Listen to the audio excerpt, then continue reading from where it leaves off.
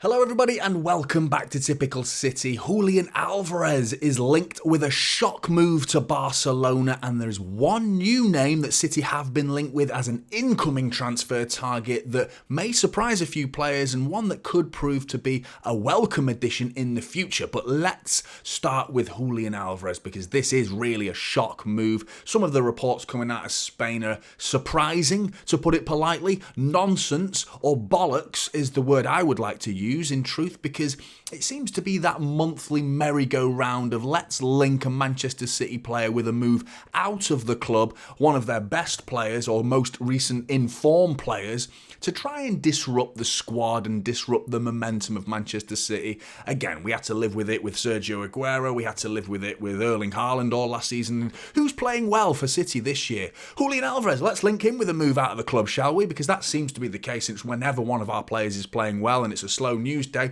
let's talk about Man City's best players leaving the club, and it very rarely happens. Not when we're not ready for them to leave, at least anyway. And as part of the deal, reports are suggesting in Spain that he has a £43 million release clause, which straight away, there's the nonsense, there's the bollocks part of this report that I wanted to highlight to you, because that cannot be true. The player signed in 2022. Within a year, he was offered a new contract at Manchester City, so I highly doubt, unless the £43 million release clause was part of that 2022, when he initially first ever signed for Manchester City, but a year later he's signing a new contract, and in that time we spent watching Julian Alvarez in the year's time, arguably, yes, in Erling Haaland's shadow. That seems to be the logic behind a lot of the Alvarez links out of the club seem to be linked to, because he's not Erling Haaland, because he's living in the shadow of Erling Haaland. But City saw enough in him to go and sign him to a new contract in 2023, March of 2023, at the end of last season before it had even finished. So to sign that new contract, I highly, highly doubt Manchester City included a £43 million contract release clause for him, because that is absolute peanuts. The reports are suggesting that it's Barcelona where he's reportedly to go to as an attempt to replace or a long-term replacement for Lewandowski, who's on his way out, of course, entering his retirement soon, no doubt. But this whole myth of living in Erling Haaland's shadow, it's not, I mean, first of all, who wouldn't live in Erling Haaland's shadow? I mean, the whole of Manchester lives in Erling Haaland's shadow, really. He just needs to stand up. The guy's a fucking skyscraper of a building, so as soon as he stands up, he must be sat down today. It's quite sunny, actually, outside. But really, the guys, who wouldn't? Which Premier League striker wouldn't? But in terms of numbers, last season, I mean, in total, he's got 23 goals and 10 assists, and that's in 62 appearances for Manchester City. 28 of those are off the bench, which is unbelievable. Last season, which is probably why he was given the contract renewal of 2023, he had a goal involvement in every 114 minutes, which is incredible, considering, this is the shadow of Erling Haaland, a goal involvement in every 114 minutes he played, which is incredible. A goal involvement this season every 84 minutes. And 23 goals and 10 assists in 62 appearances. That's some shadow, isn't it? I mean, that shows. I mean, can you name a striker in the Premier League right now that is better than Julian Alvarez, and they don't play for Manchester City? I'll wait. I'm still waiting. There's no way you're coming in the comments and naming a Premier League striker right now who's better than Julian Alvarez, and they don't play for Manchester City. There's only one in the Premier League that's better than him, and that's Erling Haaland. And he plays ahead of him. They're playing together right now. So there is absolutely no way this is happening. Nonsense. So I wanted to put that to bed because I thought it was utter bollocks. But on to a little bit more positive news. A player coming in, Joao Neves, the 19-year-old Portuguese Benfica superstar, wonder kid, a potential replacement, maybe not for Rodri, but more for Calvin Phillips. Now, obviously, we've been linked with Paquetá recently. I think this could be an as well as, not an instead of Paquetá. I think it could be an as well as, because we were linked with Paquetá with no intentions of selling Calvin Phillips in the summer. Paquetá was going to come in and Phillips was going to stay. So the intention was to have Rodri, have Paquetá, and have Calvin Phillips last summer.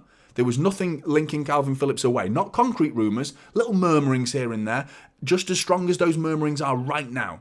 Okay, so it sounds a lot more likely now that Calvin Phillips is on his way out. So I don't see why we couldn't go for Paquetá and Joao Neves. But in terms of his stats, I'm going to bring up Joao Neves' stats for you because there's not that much to go off, really. These stats that you can see right now are over this season and last season. I've combined the two because he's so raw. He's only 19 years old. 31 appearances over the last season and a half. 1,361 minutes to his name. These are his attacking stats. 1 goal, 2 assists, 89% passing accuracy. That is what you want.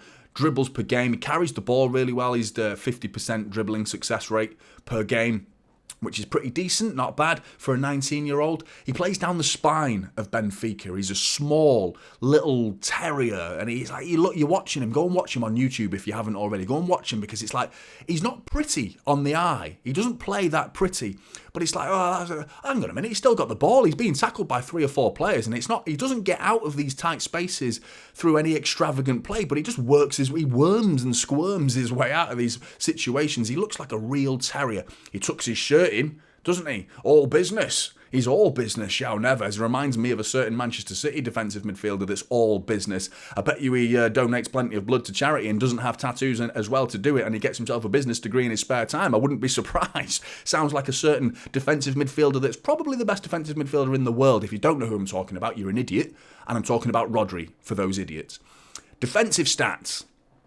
Again, I think that it shows both sides of his game. 1.5 tackles per game, 0 errors leading to a shot or a goal in the entire last season and a half. 0.8 interceptions per game, reads the game very well, and 0.9 clearances. I think there's a good player in there from what I've seen. Potential is all you can really talk about. But this is what I was talking about when I was on City Extra last week.